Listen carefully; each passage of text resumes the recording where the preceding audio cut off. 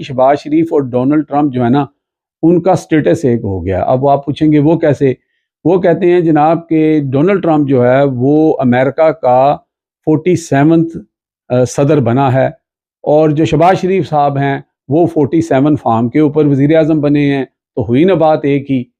नाज़रीन, Donald Trump की जीत का तो आप सुन चुके हैं, लेकिन डोनाल्ड ट्रंप ने जो जीत हासिल की है वो इतनी ज़बरदस्त है कि डोनाल्ड ट्रंप ने जो पॉपुलर वोट है वो भी जीता है, डोनाल्ड ट्रंप ने सेनेट भी जीत लिया है और डोनाल्ड ट्रंप सदर भी बन गए हैं। लेकिन इस वक्त पूरे अमेरिका के अंदर जो यंगस्टर हैं, ख़ास तौर पे जिन्होंने उनको वोट किया है, वो बड़ी खुशियां मना रहे हैं।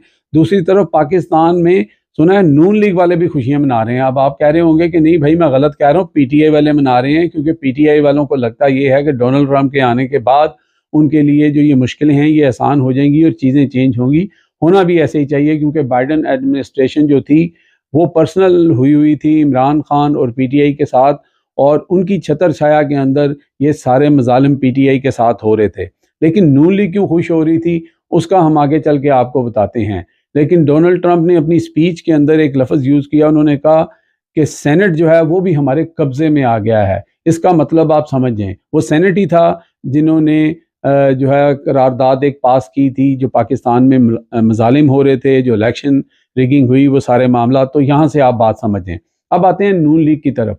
जनाब शहबाज शरीफ साहब और नून लीग के वज़रा और नून लीग के जो लोग हैं, जो उनके सपोर्टर हैं, वो ये खुशी मना रहे हैं। वो कहते हैं कि जी शहबाज शरीफ और डोनाल्ड ट्रंप जो है ना, उनका स्टेटस एक हो गया। अब आप पूछेंगे वो कैसे?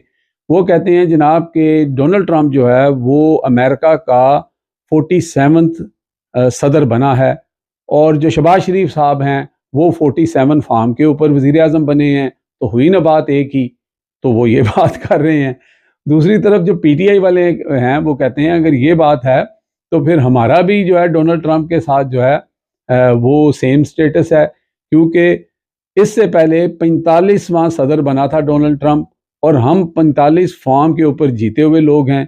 तो हमारा तो फिर ज़्यादा जो है उनका करीबी तल्लक बनता है। तो ये तो एक मजाक की बात थी। लेकिन अब इस वक्त जो पाकिस्तान के अंदर जो मुस्लिम लीग नून की गवर्नमेंट है और बाकी दीगर जो लोग हैं जो इस मुल्क को चला रहे हैं, उनकी परेशानी का टाइम शुरू हो गया है।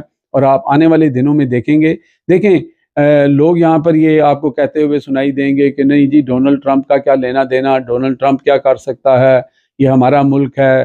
भाई ये हमारा ही मुल्क था, तो फिर बाइडन का क्या लेना देना था, फिर उस साइफर का क्या लेना देना था, फिर ये जो 2.5-3 साल से लोगों की माएँ बहनें बेटियाँ बच्चे उठाए जा रहे हैं उसका क्या लेना देना था। ये सारे मजालिम जो थे वो बड़े अब्बा के कहने पे हो रहे थे। अब बड़े अब्बा तो हो गए हैं रिटायर्ड, बड़े अब्बा तो पहले ही रिटायर हो चुके थे, लेकिन वो जो अम्मा आ रही थी इनकी बड़ी, वो भी जीत नहीं सकी।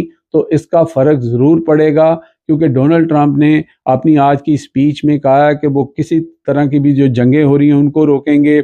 उसके बाद सेनेट की उन्होंने बात की। अब यहाँ पे तो अफ़गानिस्तान के ऊपर चढ़ाई की भी बात हो रही थी, अफ़गानिस्तान के साथ भी मसाइल हो रहे थे, और वो पाकिस्तान मेरा नहीं ख्याल कि ख़ुद से कोई ऐसी चीज़ कर रहा था।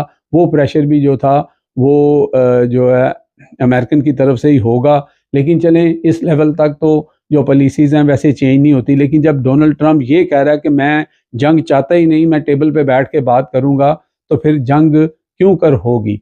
तो इसलिए बड़ों बड़ों की रोटियाँ भी बंद होने वाली हैं और उनकी पतलूनें भी ढीली होने वाली हैं। और अब आप देखेंगे कि आहिस्ता आहिस्ता पाकिस्तान से लोग जो है ना फ़्लाइटें पकड़ेंगे और लंदन, अमेरिका, यूरोप, इधर जाके फिर वो जो विलेज बने हुए हैं, वो जो माल इकट्ठा किया हुआ है उसको एंजॉय करेंगे। क्योंकि अंधेरी रात जो है वो जितनी भी गहरी हो आखिरकार सुबह होनी होती है।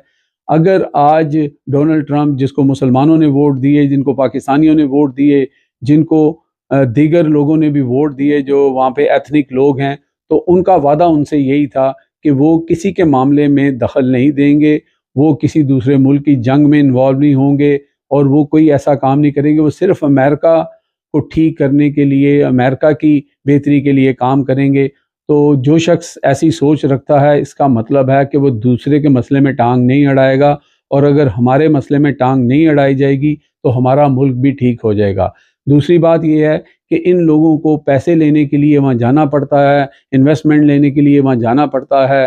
تو اب یہ جب وہاں پہ پیسے لینے جائیں گے تو وہ کہیں گے کہ آپ کو پیسے اس لیے دیں کہ آپ اپنے لوگوں کے اوپر مظالم کریں، آپ لوگوں کو جیلوں میں ڈالیں، آپ ان کو غائب کر دیں، آپ ان کے ساتھ زیادتیاں کریں، کیونکہ یہ ساری چیزیں جو ہیں وہ ریکارڈ پہ ہیں، یہ سینٹ میں ڈسکشن ہو چکی ہے۔ اور جو اوورسیز پاکستانی بیٹھے ہیں نا اس وقت امریکہ کے اندر، اب ذرا ان کی آپ اٹھان دیکھیے گا اور ان کی اب پھرتیاں دیکھیے گا کہ اب وہ کیا کیا کرتے ہیں۔ اب تک کے لیے اتنے ہی، دیکھتے رہے میرا channel hit list by Amjad Chaudhry.